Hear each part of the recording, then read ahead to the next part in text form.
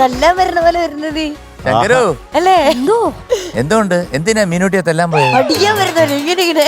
മീനൂട്ടിയെ തല്ലരുത്. മീനൂട്ടി ഞങ്ങളുടെ സ്വന്തം തല്ലുകൂടാ നീ. സ്വപ്ന റാണിയാണ് മീനൂട്ടി. നഹി കേട്ടോ? നഹി എന്ന് പറഞ്ഞ നഹിന്ന് आपको नहीं मारूंगा. ആണ്ട് ഇവൻ എന്നോട് പറ്റി. ഈ എന്താ പറ്റിയിട്ടുള്ളത്? തല്ലൂല മാറ്റിയിടാവോ? മീനൂട്ടിനെ തല്ലൂലാന്നോ? ആ ഓക്കെ ഓക്കെ ഓക്കെ. ഇന്ന് ഹിന്ദിയാണല്ലോ മൊത്തം. ട്രാൻസ്ലേറ്റ് ചെയ്യണേ റിമി ചേച്ചി. क्योंकि जब मैं मलयालम में बोलता हूँ तब आप लोग मुझे टीज करते हो क्योंकि मेरा मलयालम ग्रामर ठीक नहीं है. മലയാളം ഗ്രാമർ അച്ഛാ ഹേ മലയാളം में बोलो तुम्हारा मलयालम अच्छा है.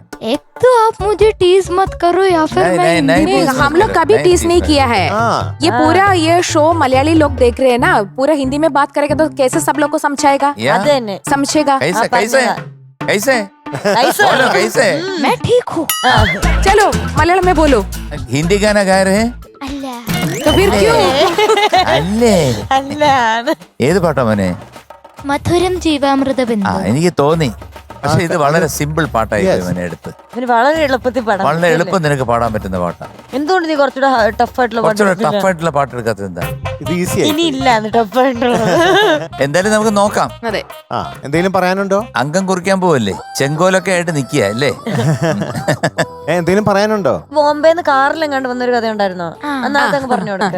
ബോംബെന്ന് കാറി വന്നത് അങ്ങ് ഞാനും കേട്ടിട്ടില്ല. ഫ്രഷ് കഥയാ. ഒരിക്കലോ?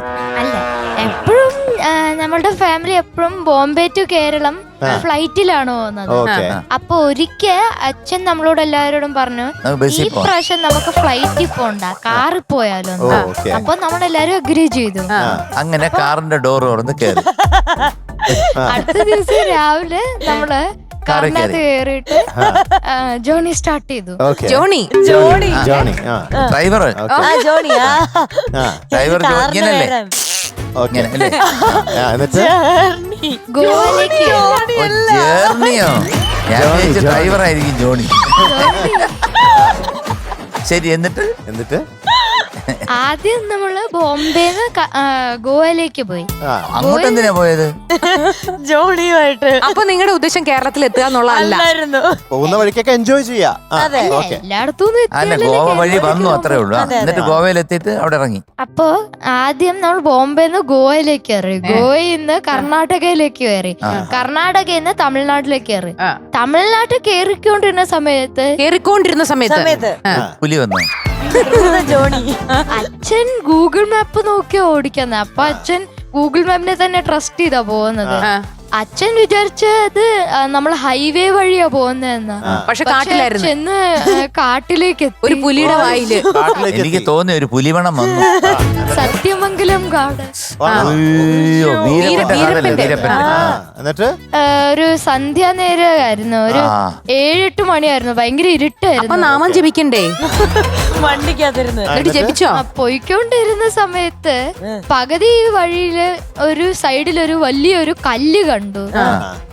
നമ്മള് അച്ഛനോട് ചോദിച്ചു ഇതെന്താ ഇത്ര വലിയൊരു കല്ലിരിക്കുന്നെന്ന്. അച്ഛൻ പറഞ്ഞു അത് കല്ലല്ല അത് കാട്ടാനാന്ന്. ഫുൾ സ്പീഡിൽ അച്ഛൻ ഓടിച്ചോണ്ട് പോയി. കഴിഞ്ഞപ്പോഴത്തേക്ക് വീണ്ടും ഒരു കാട്ടാന റോഡ് ബ്ലോക്ക് ചെയ്ത് വെച്ചേക്കും. പകുതി റോഡ് ബ്ലോക്ക് ചെയ്ത് വെച്ചേക്കോ. ഇത് സൈഡിലല്ല പകുതി റോഡ് ബ്ലോക്ക് ചെയ്ത് വെച്ചേക്കോ. വീണ്ടും അപ്പൊ അമ്മൂമ്മ ഭാഗവതം തുറന്നു. അതുകൊണ്ട് കഴിഞ്ഞിട്ട് അച്ഛൻ എങ്ങനെയൊക്കെയോ ചെയ്ത് എന്റെ തുമ്പിക്കൈയുടെ അടിയിലൊന്ന് അടിയിലൂടെയോ? തുമ്പിക്ക ഇങ്ങനെ മാറ്റിയിട്ട് അടിയിലൂടെ ജോണി എന്റെ അടിയിൽ നിന്ന് എങ്ങനെയൊക്കെയോ ചെയ്ത് പോയി. എന്റെ ഭയങ്കര അഡ്വഞ്ചറസ് പീപ്പിൾ ആണ്. ആന നിൽക്കുന്നതിന്റെ തുമ്പിക്കൈ മാറ്റി അടി കൂടെ പോണെന്നുണ്ടെങ്കിൽ ബാക്കി ഞാൻ പറഞ്ഞു കുറച്ചുകൂടെ ഓടി പിന്നെ പോയപ്പോ ഉണ്ടാ ബോംബെയിൽ വീട്ടിന് നടയില്. എനിക്ക് തോന്നുന്നു ജുറാസിക് പാർക്കിന്റെ കഥ മലയാളത്തിലാക്കിയതാണോ ഇത്? അതാണോ ഈ ജോണിയുടെ കഥ? ആണോ? അല്ല. എന്നിട്ട് എന്താ സംഭവിച്ചു? കുറച്ചു നേരം കഴിഞ്ഞ് മുമ്പോട്ട് പോയപ്പോഴത്തേക്ക് വലിയൊരു ബ്ലോക്ക്. കൊറേ വണ്ടികൾ അവിടെ നിക്കുക സ്റ്റോപ്പ് ചെയ്ത്. എന്നുവെച്ചൊക്കെ അവർക്കൊക്കെ ഭയങ്കര പേടി ആനയും കാട്ടാനും ഒക്കെ കാരണം അവർ മുമ്പോട്ട് പോകുന്നില്ല. അച്ഛൻ ഇറങ്ങിയോ? ഇല്ല പിന്നെ സൈഡിൽ കൂടെ ഓടിച്ചോണ്ട് പോയി. വന്നിട്ടില്ല ഇവിടെ. അച്ഛനൊന്ന് കാണാൻ കാത്തിരിക്കുക ഞാൻ. എന്തായാലും നമ്മൾ ചോദിച്ചോണ്ട് ഈ കഥ കേൾക്കാൻ പറ്റും. ഫ്ലവേഴ്സ് സ്മാർട്ട് ഷോ ശനി ഞായർ ദിവസങ്ങളിൽ രാത്രി 9:30 ഫ്ലവേഴ്സിൽ.